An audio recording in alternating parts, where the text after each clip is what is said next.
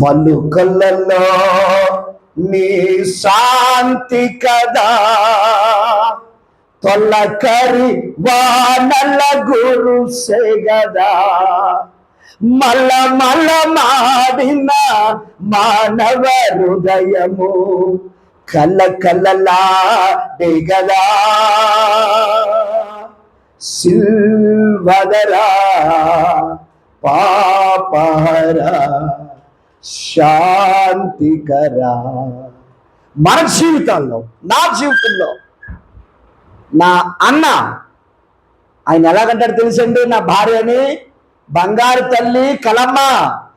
రాబోజుల్లో మీరు తలగా దేవుడు ఆయన వాగ్దాన్ని నెరవేర్చాడు, ఆయన మాటను జరిగించాడు.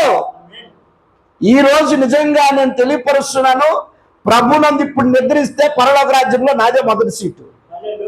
ఎందుకు చెప్తున్నాను తెలుసా గట్టిగా? నా దేవుని దర్శనాన్ని నేను చూశానండి, నా దేవుని యొక్క శక్తిని నేను చూశాను, నా దేవుని యొక్క ప్రసన్నత చూశాను.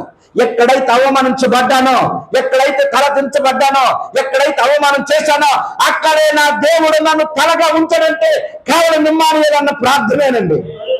ఆయన ప్రార్థన ఆయనకి ఎంత శక్తి ఉంది ఆయనకు కూడా తెలియదు. మీకు తెలుసా?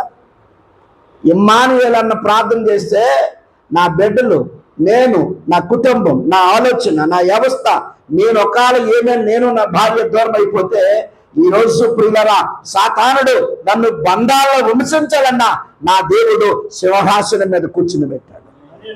ఆయన చూసి మురిసిపోతుంటాడు కొన్ని కార్యక్రమాల్లో. రాజీ పడమండి,